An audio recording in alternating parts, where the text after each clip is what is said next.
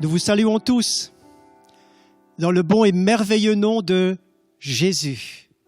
Ce nom qui nous rassemble, à vous qui êtes derrière vos écrans, à nous qui sommes dans notre salle de culte, vide mais remplie de notre amour pour vous, remplie de la présence de Dieu qui ne fait jamais défaut. Dieu est pour nous un refuge et un appui, un secours qui ne manque jamais dans la détresse. C'est pourquoi nous sommes sans crainte quand la terre est bouleversée et que les montagnes chancellent au cœur des mers. Mes amis, ces quelques notes de louange que nous voulons faire résonner dans cette chapelle, j'espère qu'elles arrivent chez vous et qu'elles vous apportent une note de bonheur, de joie et qu'elles réchauffent vraiment votre cœur et que nous puissions, dans ce moment que nous allons partager ensemble ce dimanche, être un moment de bénédiction, un moment où Dieu va nous rejoindre tous, les uns d'une manière, les autres d'une autre, va nous rejoindre dans nos besoins, mais aussi et avant toute chose un culte, un moment de célébration communautaire est une offrande qui monte à Dieu, est une offrande qui monte vers lui. Et c'est ce que nous voulons aussi aujourd'hui, un temps qui monte en reconnaissance, en louange, en adoration. Car la parole de Dieu nous dit, tu adoreras le Seigneur ton Dieu et tu le serviras lui seul. Le temps que nous vivons, nous le savons tous, n'est certainement pas à prendre à la légère. C'est un temps spécial. Un temps où de plus en plus il y a dans le monde entier un confinement qui est exigé, qui est demandé pour limiter au maximum la pandémie qui a lieu, au point qu'à l'heure actuelle où je vous parle, il y a à peu près 1 milliard de personnes qui sont dans le même état et dans le même processus de confinement. Un temps de mise à l'écart, un temps où nous sommes en quelques jours littéralement projetés dans quelque chose que nul n'avait prévu, mais que Dieu sait et que lui contrôle parfaitement. Nous sommes dans cette situation que nous n'avions pas cherchée, mais la parole de Dieu, elle a beaucoup de choses à nous dire et je voudrais que nous soyons attentifs. Par exemple, il est dit dans l'Ecclésiaste qu'il y a un temps pour toute chose. Il y a également un temps pour se taire. Écouter et réfléchir. Au chapitre 7 dans l'Ecclésiaste toujours, il est dit que dans les jours de bonheur, réjouis-toi, mais dans les jours mauvais, réfléchis. Nous sommes amenés dans cette course que nous avons stoppée, dans cette marche que nous avons arrêtée, nous sommes maintenant assis, voire nous avons plié le genou devant le Seigneur pour l'écouter, pour réfléchir. Je lis avec vous dans le psaume 57. Au chef des chantres, ne détruis pas, hymne de David, lorsqu'il se réfugia dans la caverne poursuivi par Saül. Aie pitié de moi, ô Dieu, aie pitié de moi. Fais-moi grâce, ô Dieu, car en toi mon âme cherche un refuge. Je cherche un refuge à l'ombre de tes ailes, jusqu'à ce que les calamités soient passées. Notre premier mot, le premier mot qui me vient à l'esprit, juste avant que je ne prie avec vous, ce moment s'appelle « Ô Dieu, fais-nous grâce ». Ô Dieu, fais-nous grâce. Fais grâce, je me réfugie en toi jusqu'à ce que les calamités soient passées. Fais-moi grâce, ô Dieu. C'est le premier mot qui résonne dans ce lieu et chez vous. Fais-nous grâce, ô Dieu, fais grâce. À tant et tant de situations où des âmes, ou des cœurs, ou des pensées s'élèvent vers le Créateur, vers le Seigneur et le Sauveur qui dit « Fais grâce, Seigneur, fais grâce. Fais-moi grâce. » Et ce mot « Fais-moi grâce » est une bonne prière que non seulement David avait fait monter vers Dieu lorsqu'il était en fuite dans cette caverne, mais nous le trouvons au moins 20 fois dans les psaumes, dans différentes situations où le psalmiste auquel nous pouvons nous associer et nous pouvons faire de sa prière notre prière, eh bien nous disons aussi nous disons Seigneur, fais-nous grâce. Dans des situations extrêmes, les auteurs des psaumes ont prié de cette manière, c'est aussi notre prière maintenant. Fais-nous grâce. Fais-nous grâce. Et dans le Nouveau Testament, il y a également ce même cri qui revient lorsque Jésus passait dans les villages et les villes. Et lorsque des personnes, des aveugles, des boiteux, des handicapés de toutes sortes, passaient dans leurs besoins, dans leurs cris, ils disaient « Ô fils de David, aie pitié de moi !» Cette prière, cette même prière résonnait et Dieu est attentif à cette prière. Dieu n'est jamais indifférent. Dans le psaume 116, il est dit « J'aime l'Éternel car il entend ma voix, il a penché son oreille vers moi. » C'est pourquoi je veux l'invoquer toute ma vie. Les liens de la mort m'avaient environné, les angoisses du sépulcre m'avaient saisi. J'étais en proie à la détresse et à la douleur, mais j'ai invoqué le nom de l'Éternel. Ô Éternel, sauve mon âme. L'Éternel est miséricordieux et juste. Notre Dieu est plein de compassion. Je vous invite à la prière. Seigneur éternel, nous nous plaçons vraiment devant toi, ensemble. Nous sommes là, Seigneur, aujourd'hui, Seigneur, dans une intense communion les uns avec les autres et avec toi.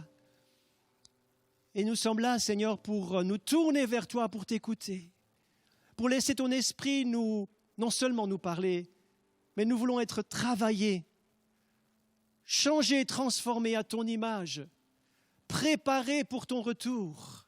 C'est là notre prière, c'est là toute l'intensité de notre prière. C'est vrai, augmenté par la situation mondiale que nous vivons.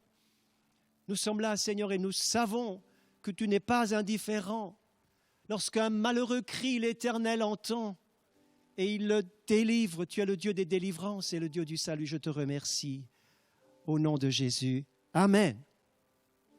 Je remercie Anne-Christelle, ma fille, qui nous a si bien accompagnée dans ce moment d'introduction au piano.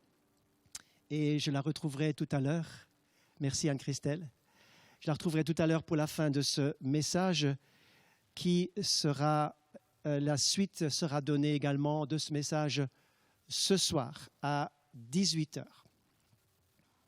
Je sais que vous êtes nombreux à attendre ce moment et nous avons envoyé durant cette semaine à vous, amis de l'Église évangélique de Réveil Genève, beaucoup d'emails, beaucoup de messages. Énormément de messages ont tourné pour nous maintenir en contact et j'aimerais vous remercier pour tous ceux qui ont répondu à ce mail que vous avez reçu. Vous étiez très nombreux. Merci pour ces messages gentils, encourageants. Votre affection et votre amour pour nous, les pasteurs. Et j'associe toute l'équipe pastorale, le pasteur Jean-Paul, le pasteur Nicolas avec moi. Et merci pour votre affection, vos prières qui sont tellement précieuses. Deuxième chose, merci de vous conformer strictement à tout ce qui a été demandé par les autorités. Nous sommes arrivés maintenant à un point où je pense, et je l'espère, tout le monde à 100% prend très au sérieux toutes les consignes si importantes pour notre santé à tous. Nous le faisons parce que les autorités le demandent, mais aussi par amour les uns pour les autres, afin que le maximum de vies soit épargné. Vous êtes tous au courant de la sévérité de cette pandémie en ayant vu les informations vous-même. Troisièmement, dans les informations, faites attention à tous ces faux messages qui circulent. Ne vous laissez pas envahir et ne propagez pas non plus des messages non vérifiés, des messages que vous croyez être des bons messages, mais qui sont en fait des faux messages. Il y en a une très grande quantité, alors que nos routes sont vides de voitures. On dirait que les autoroutes d'Internet sont remplies avec les messages qui se bousculent les uns derrière les autres avec de fausses informations. Ne vous nourrissez pas de ce poison qui ne crée que la confusion, la peur et qui véhicule des mensonges. Suivez uniquement les informations officielles et, si besoin, contactez-nous. Nous sommes, durant ces jours, pleinement en activité. Vous pouvez nous téléphoner, vous pouvez nous contacter à tout moment. Ne vous gênez pas. Par contre, nos messages que vous trouvez sur le site internet de l'Église, qui sont très nombreux dans la rubrique Médias. Vous pouvez également aller sur YouTube. Vous avez sur notre chaîne Église de Réveil, vous avez énormément de messages qui sont enregistrés, qui sont valables pour vous. Vous avez remarqué que nous avons plus de 200 messages qui sont en ligne et qui sont actuellement sur plusieurs plateformes Internet et satellites. Pour rappel, je voulais vous dire et vous remercier de prier également pour cela. Nous avons nos messages qui tournent sur Dieu TV, sur Max TV, le câble en Suisse romande. Depuis dimanche, nous sommes également sur Radio Air le dimanche matin, sur le Top Chrétien, sur adoredieu.com, sur Lumière du Monde Télévision. Et nous vous encourageons à faire circuler ces messages de l'Église. Et pourquoi pas, et bien sûr, nous encourageons cela aussi, écouter les messages de d'autres communautés sœurs de l'Union des Églises évangéliques de Réveil. En ces temps, nous sommes fortement en prière. Nous prions pour les malades. Merci de nous donner aussi des nouvelles de ceux qui peut-être ont été infectés, qui sont actuellement malades, de ceux qui vont mieux. Nous prions spécialement, et tout à l'heure je ferai également un point sur la prière, prions pour le personnel soignant, afin qu'il tienne le coup, qu'il soit renouvelé. Et nous pensons tout spécialement, bien sûr, en Europe, à l'Italie si durement éprouvée. Nous prions. Dans les chaînes de prière qui sont un peu véhiculées en ce moment, dans les liens de prière, dans les communautés de prière, nous voulons vous encourager à vous joindre à l'une ou l'autre de ces initiatives de prière. Mais nous voulons le faire en tout cas dans deux direction spécifique. Dimanche, ce dimanche à midi, prenons tous ensemble un temps de prière. À midi précise, prenons tous ensemble un temps de prière. Alors que notre semaine de jeûne et prière aurait dû avoir lieu cette semaine qui vient, de lundi à vendredi, nous voulons vous encourager à prendre un jour. Ne prenez pas toute la semaine, ce n'est pas ce que le conseil pastoral recommande, mais prenez un jour, prenez le jeudi si possible. Et puis, une bonne nouvelle, c'est que nos amis Vincent et Nelly Rival, Vincent a été baptisé dans notre église il n'y a pas très longtemps. Ils se sont mariés à la mairie de Bourg-en-Bresse, juste en présence du maire et de leurs 2 témoins.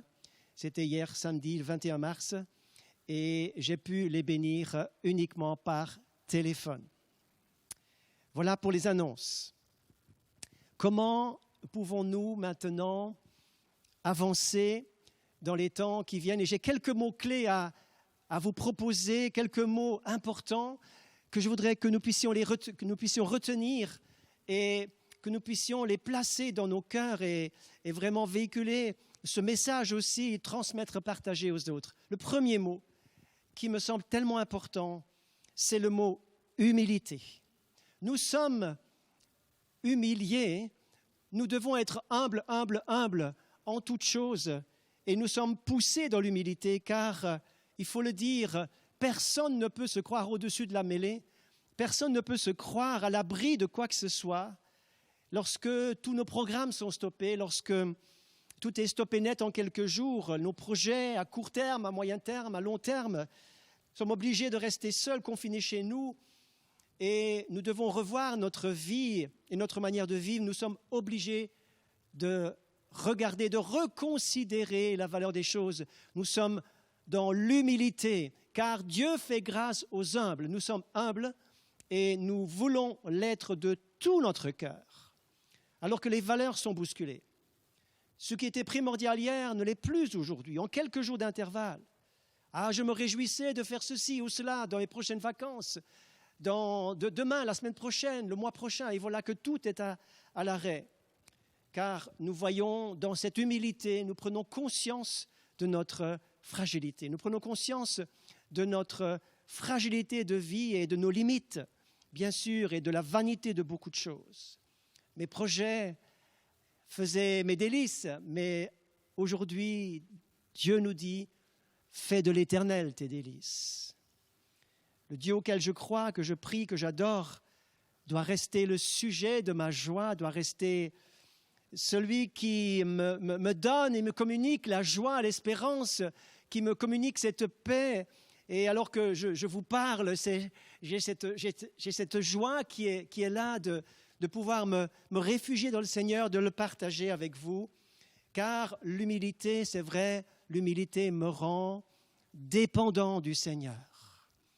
Dieu fait grâce aux humbles parce que l'humble, c'est celui qui se rend dépendant de Dieu. Et les circonstances actuelles nous obligent à être et à devenir de plus en plus dépendants, alors que nous étions si indépendants, croyant pouvoir faire tout ce que nous voulions et nous mouvoir en toute liberté, alors que nos libertés sont restreintes, sont limitées maintenant, sont stoppées, sont arrêtées. Eh bien, je me rends dépendant du Seigneur. Le deuxième point que je voudrais souligner avec vous, après avoir parlé et juste évoqué cette importance de l'humilité, je voudrais que nous puissions considérer la reconnaissance. La Bible nous dit ceci, « Rendez grâce à Dieu en toutes choses, car c'est à votre égard la volonté de Dieu en Jésus-Christ. Rendez grâce à Dieu en toutes choses. » C'est dans toutes ces choses que nous sommes plus que vainqueurs. C'est dans toutes ces choses que nous rendons grâce à Dieu. Dans toutes ces choses. Au milieu même des calamités, au milieu même de la détresse, au milieu des changements qui sont tellement radicaux et importants, bien nous rendons grâce quand même. Nous louons quand même, nous prions plus encore, nous adorons Dieu parce que lui n'a pas perdu son contrôle. Dieu est en contrôle et nous sommes dans sa main. Si votre vie repose entre les mains de Dieu, alors Dieu est en contrôle. Il ne permettra pas que quoi que ce soit vous enlève de la main du Seigneur, selon la promesse de Jésus. Avez-vous mis votre vie entre les mains du Seigneur, entre les mains du Sauveur, qui ne peut pas vous laisser tomber? Entrez dans son alliance, entrez dans son projet, entrez dans cette vocation qu'il a pour vous, cet appel précis qu'il a pour vous, et surtout soyez dignes de cet appel, comme le demande la parole de Dieu. Rendez continuellement grâce pour toutes choses à Dieu le Père au nom de notre Seigneur Jésus-Christ. Éphésiens 5, verset 20. Nous sommes reconnaissants. Nous redevenons reconnaissants pour les choses simples de la vie. Disons, Seigneur, merci parce que je suis en vie. Je pourrais très bien, peut-être déjà me retrouver à l'hôpital pour la raison que vous connaissez. Parce que j'ai la vie, j'ai un jour de vie et je suis reconnaissant pour le souffle de vie. Je suis reconnaissant lorsque je me place devant mon assiette encore pleine. Je suis reconnaissant pour le pain de chaque jour. Rendons grâce pour le pain de chaque jour et restons dans cette reconnaissance pour les choses normales de la vie, car elles peuvent nous être enlevées à n'importe quel moment. Pour les choses normales que nous croyons que c'était des acquis, nous voulons réapprendre à apprécier les choses simples et si évidentes en temps normal. Même si notre liberté est grandement limitée, Seigneur, merci pour les choses simples que nous pouvons encore faire. Et nous pouvons prier en toute simplicité. Seigneur, donne-nous aujourd'hui notre pain quotidien. Nous sommes reconnaissants, c'est vrai, pour la vie, pour les choses normales de la vie auxquelles nous avons encore accès. Nous pouvons dire merci de pouvoir nous approvisionner, d'avoir accès aux soins également. Les commerces sont ouverts, les pharmacies, etc. Merci pour tout cela, Seigneur. Merci de pouvoir rester en communion.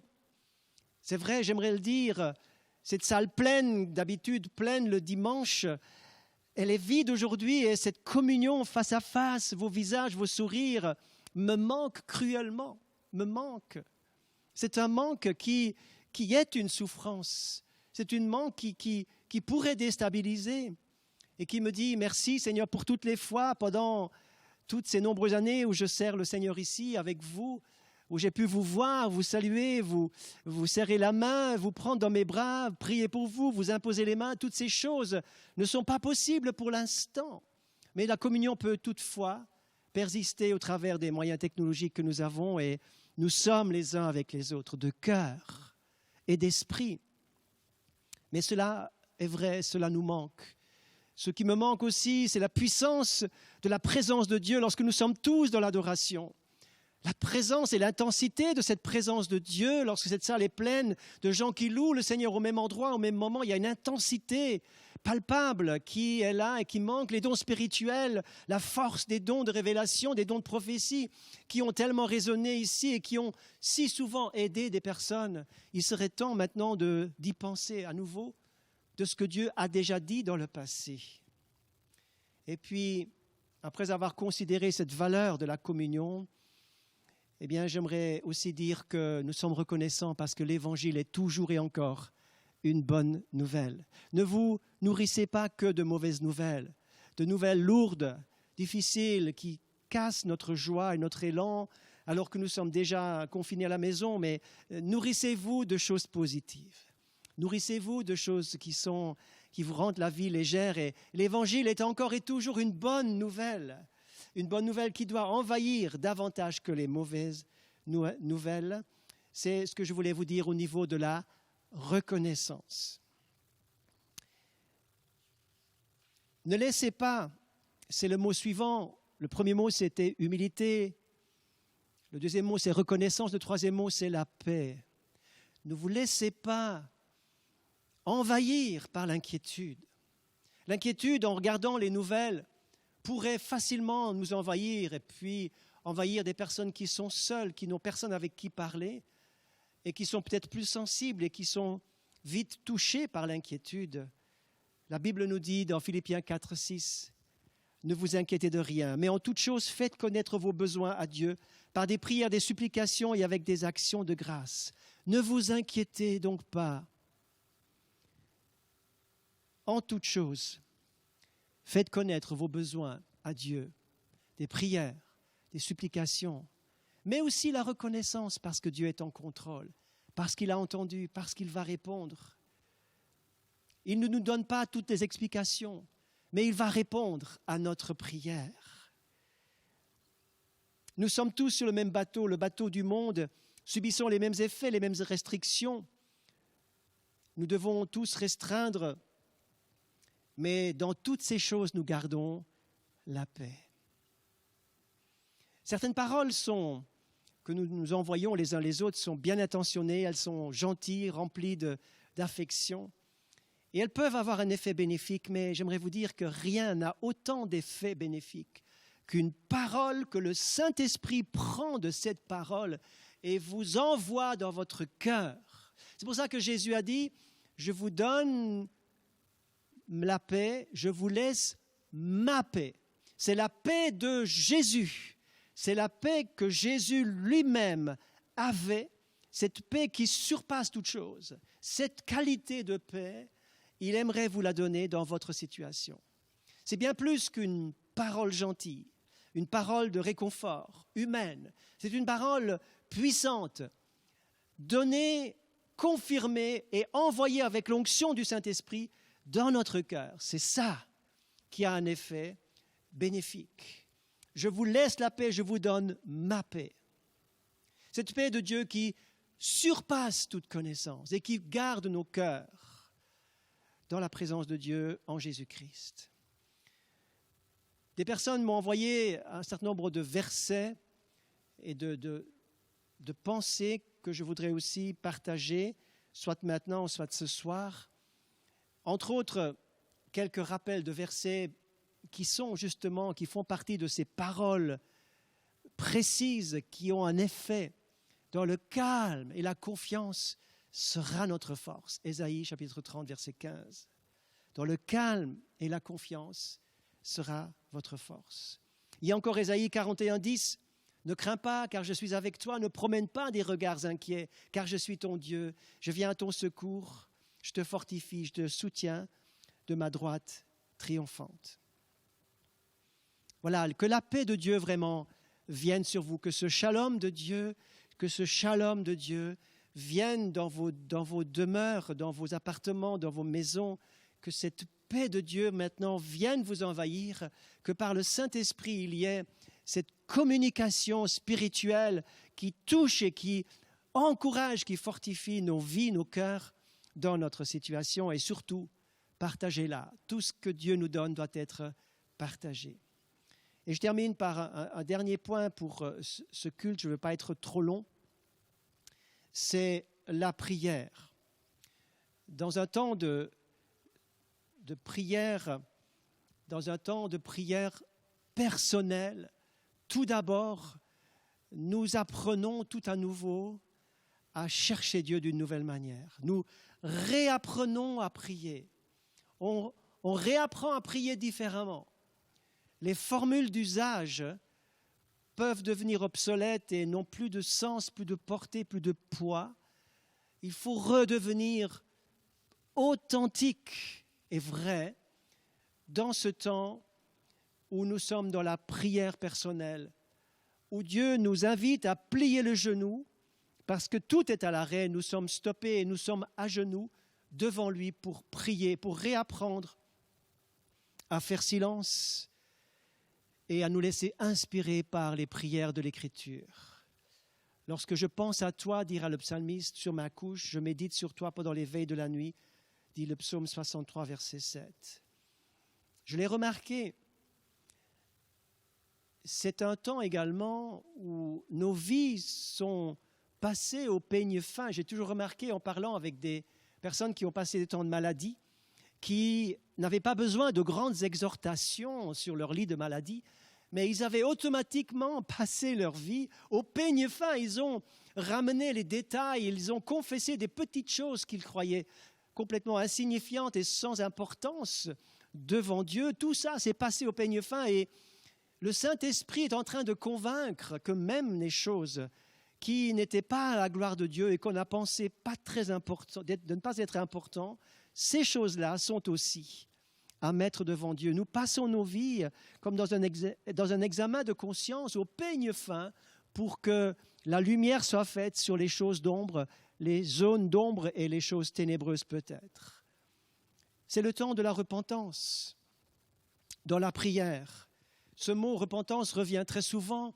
Il n'y a pas besoin de faire une longue liste de versets bibliques, vous pouvez la faire vous-même, car dans des temps de calamité, dans des temps de difficulté, il y a toujours une invitation du Seigneur à se repentir, à revenir à lui, à se détourner de ce qui ne va pas et à prendre la parole de Dieu au sérieux afin de la mettre en pratique. Nous avons si souvent prêché ces choses ici dans cette chapelle. Nous recevons une plus grande sensibilité au Saint-Esprit. Nous voulons prier personnellement toujours pour vaincre le doute et la crainte, la peur, pour éviter des pensées sombres, morbides. La parole de Dieu dit dans Luc 21, 36, « Veillez donc, priez en tout temps afin que vous ayez la force d'échapper à toutes ces choses qui arriveront et de paraître debout devant le Fils de l'homme. » Et c'est quelque chose que je voudrais partager un peu plus tard encore. Nous nous préparons à la venue du roi, nous nous préparons à la venue du Seigneur, au retour de Jésus-Christ, car dans notre chapelle, seulement il est marqué non seulement Jésus sauve, Jésus baptise, Jésus guérit, mais aussi Jésus revient. Le Maître revient et il veut que nous nous préparions à son retour. Faites en tout temps, par l'Esprit, toutes sortes de prières et de supplications. Veillez à cela avec une entière persévérance. Quand on pense que l'apôtre Paul a écrit ces mots alors que lui-même était dans le confinement, il a écrit plusieurs lettres en prison. Il était obligé d'être dans le confinement en tant que prisonnier. Et c'est là qu'il a été inspiré de nous écrire toutes ces choses. Et nous nous sentons bien sûr plus proches de lui, il faut le dire. La fin de toute chose est proche, dira Pierre. Soyez donc sages et sobres pour vaquer à la prière. Mes amis qui m'écoutez et qui me regardez, c'est l'heure de la prière. Si vous avez prié à petite dose, augmentez la dose. Si vous priez peu, priez davantage. Celui qui priait déjà beaucoup, prenez courage et prenez l'habitude de prier davantage. Rencontrez votre Seigneur. Ce n'est pas une question de temps.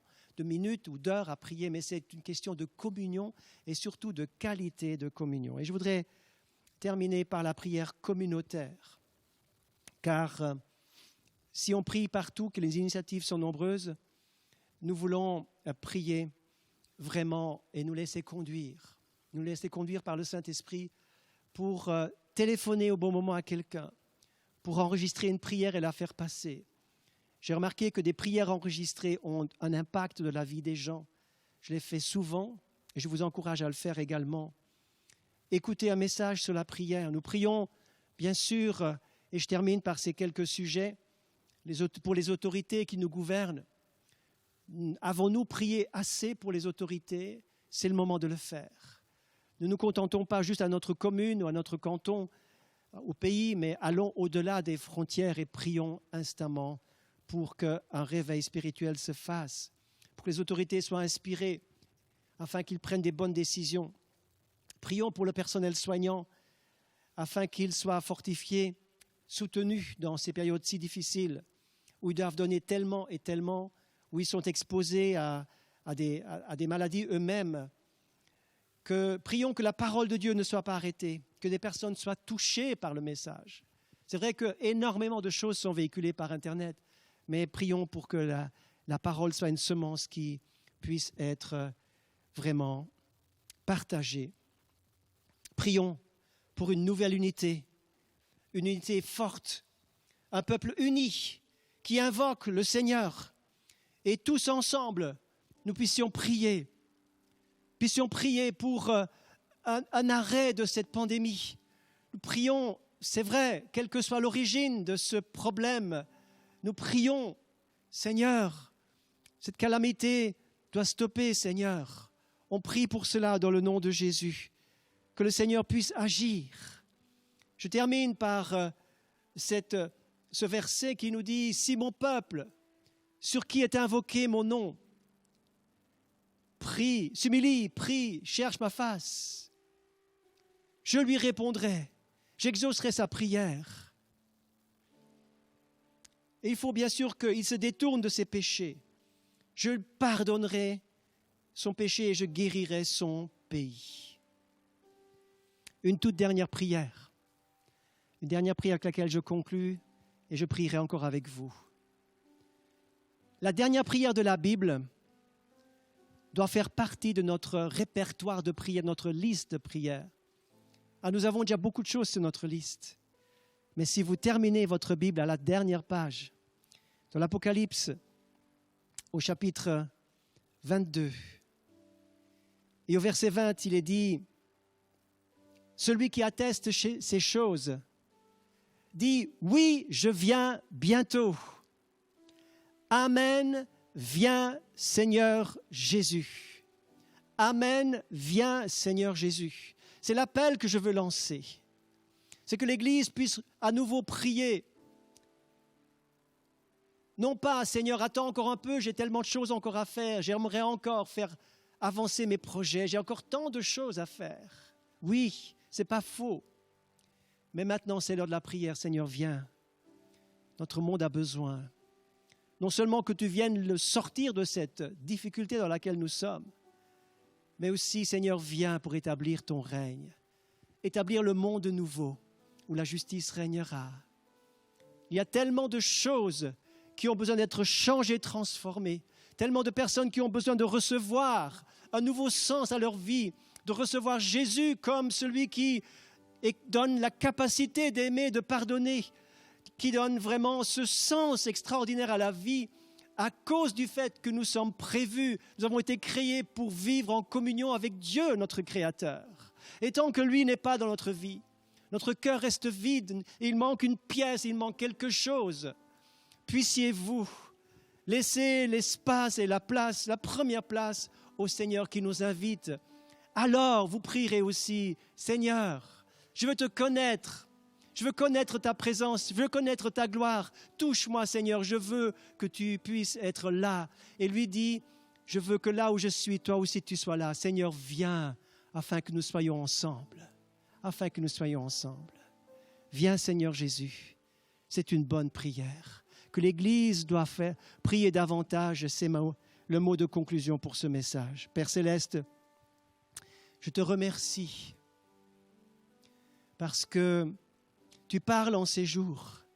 Tu parles à notre cœur, tu parles à l'Église, tu parles au monde, Seigneur.